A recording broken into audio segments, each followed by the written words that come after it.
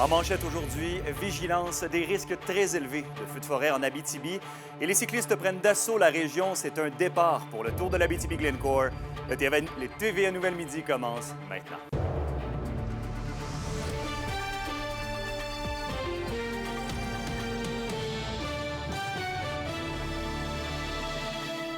Bonjour tout le monde, ici Alexandre Cabana, très heureux d'être avec vous aujourd'hui.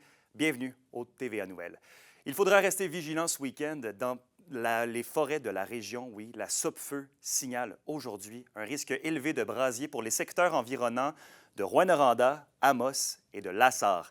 Demain, pour ces mêmes secteurs, le risque sera très élevé, alors que pour Val-d'Or et le Témiscamingue, le niveau reste élevé. Aucune interdiction de faire des feux à ciel ouvert n'est toutefois en vigueur.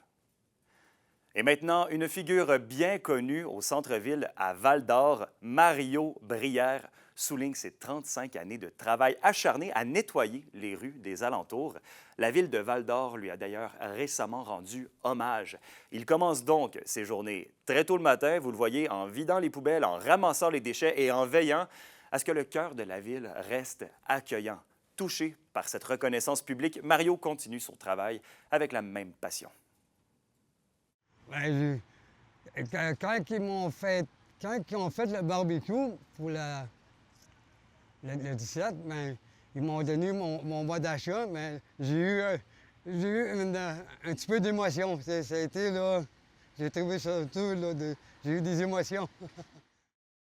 La question du jour TVA, une présentation de Mobilier Bélan qui vous offre depuis plus de 50 ans un service de qualité et un grand choix de matelas mobilier électro au prix compétitif que vous recherchez. D'ailleurs, à la question du jour, on vous demande, êtes-vous satisfait de la propreté de votre municipalité?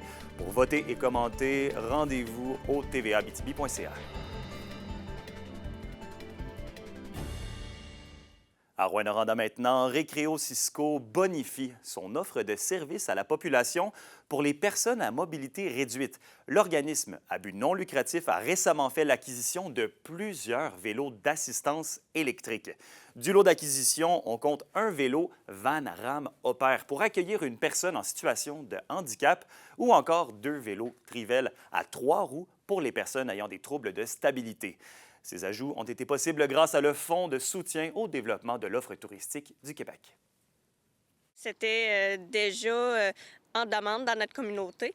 On avait déjà prêté ce type de vélo dans le passé qui appartenait à un autre organisme, mais là, vu l'ampleur de la demande, on a décidé de s'en procurer nous-mêmes et de les ajouter à notre flotte de façon permanente. Et dans le domaine minier maintenant, la minière Agnico Eagle a officialisé une entente avec les communautés autochtones de Lac-Simon et de Kitchissakik pour sa mine à Casaba-Ouest. Une entente historique, comme nous le rapporte Zachary Desrosiers.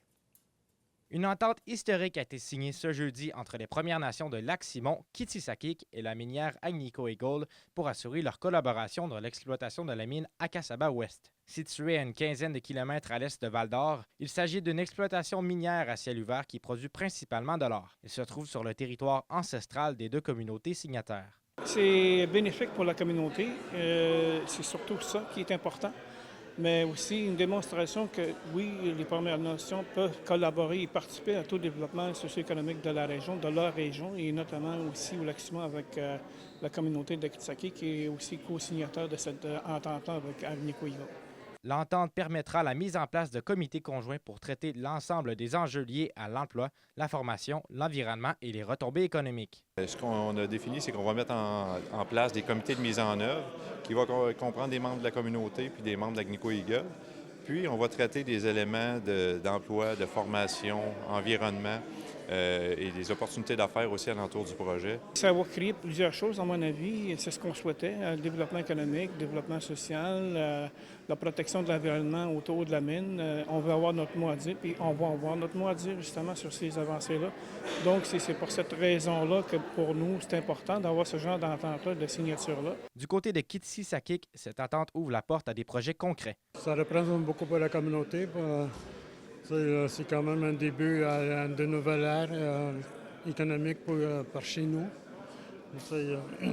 Avec ces fonds-là, on va regarder quelles seront les possibilités de la dépenser. Dans la communauté de Lac-Simon, l'une des priorités majeures est le logement. On veut investir dans le logement. Il manque criant de logement pour la communauté de Lac-Simon. Donc, c'est un des projets que nous allons investir et dans d'autres aussi. Il s'agit d'une troisième entente du genre pour Agnico Eagle en Abitibi qui souhaite poursuivre ce modèle de partenariat avec les Premières Nations. Zachary Desrosiers, RNC Nouvelles, Val-d'Or. Et au culturel, le grand rassemblement acoustique en Abitibi-Témiscamingue, le GRAT, débutait hier soir sur la rue piétonne à Rouyn-Noranda. À sa troisième édition, le festival musical change d'emplacement chaque soir, alors que les spectacles seront du côté de Cloutier vendredi et de Granada samedi. Pour faciliter le transport entre les quartiers, un service de navette gratuit est offert aux festivaliers. Les groupes Blâme et Excavation et Poésie animeront le spectacle de ce soir. Et au sport, c'est sur le coup de 17h ce soir que débutera officiellement le Tour de l'Abitibi-Glencoe avec le volet féminin.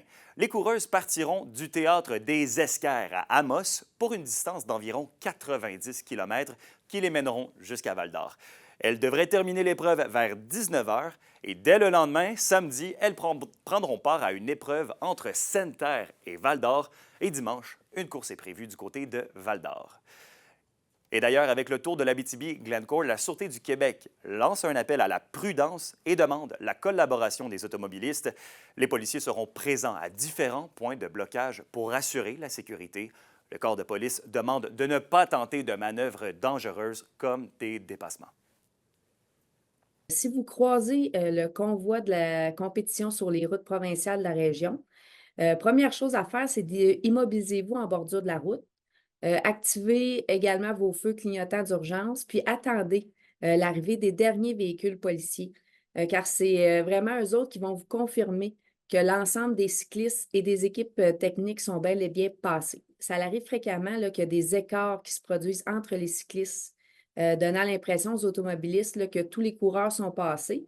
Cependant, ce n'est pas toujours le cas, puis ça peut créer des situations à risque, là, surtout à l'approche d'une dénivellation ou d'une courbe. Les conducteurs qui ne respectent pas la signalisation ou une personne là, qui dirige la circulation à un point de blocage peut se voir là, émettre un constat d'infraction d'un montant de 300 $ plus les frais, ainsi que 4 points là, d'inaptitude.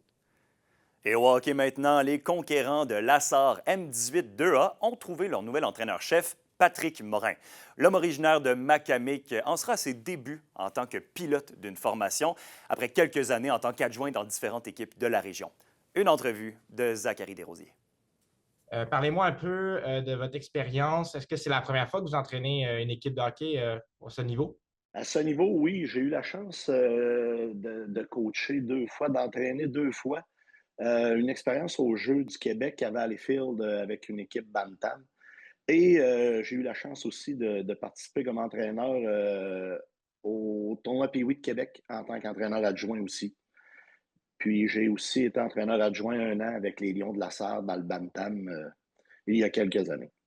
Parlez-moi un peu, quelles sont les raisons que vous avez accepté votre poste? Vous aviez plutôt un intérêt par rapport à ça? Ben, moi, j'étais un arbitre de profession. J'arbitre dans le hockey junior majeur depuis 25 ans. Ça va être ma 26e année. Puis je prends ma retraite cette année comme arbitre, comme juge de ligne. Puis je voulais rester en contact avec le hockey.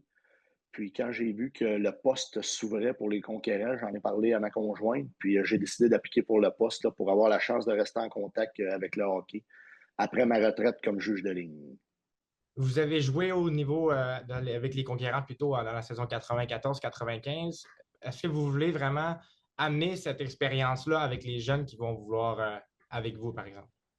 Ben oui et non, parce que le hockey a tellement changé depuis cette époque-là. Le hockey ne se joue plus de la même façon là, qu'en 1990. Donc, oui, je vais essayer d'apporter une certaine expérience que j'avais dans le temps, mais je vais aussi m'adapter au hockey d'aujourd'hui.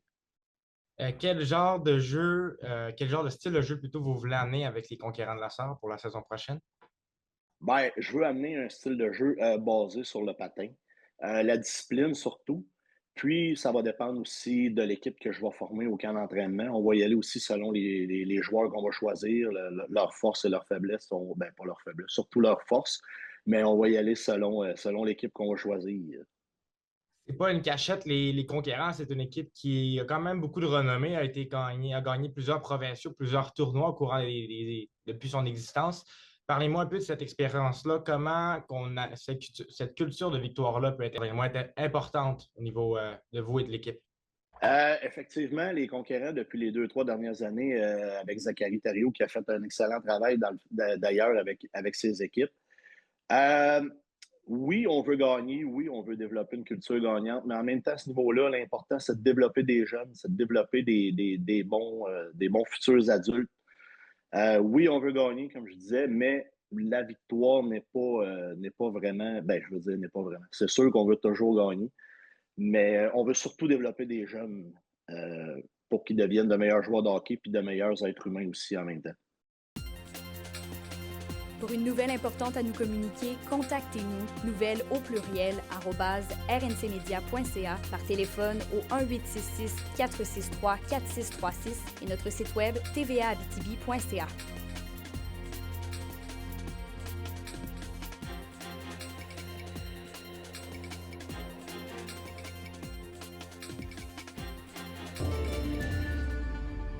Et à la météo aujourd'hui, c'est pas compliqué. Partout sur le territoire, c'est une belle journée chaude et ensoleillée qui nous attend. Maximum de 29 pour l'Abitibi et pour le Témiscamingue. Ce sera toutefois très humide, encore une fois, avec un humidex qui pointe à 34. Et pour ce soir et cette nuit, on conserve le beau temps, quoique quelques petits nuages devraient venir couvrir le ciel cette nuit. Minimum de 17 degrés, parfait pour le camping. Et voilà, merci d'avoir été avec nous ce midi. Je vous souhaite encore une fois une bonne journée et on se retrouve avec grand plaisir au TV à 18h.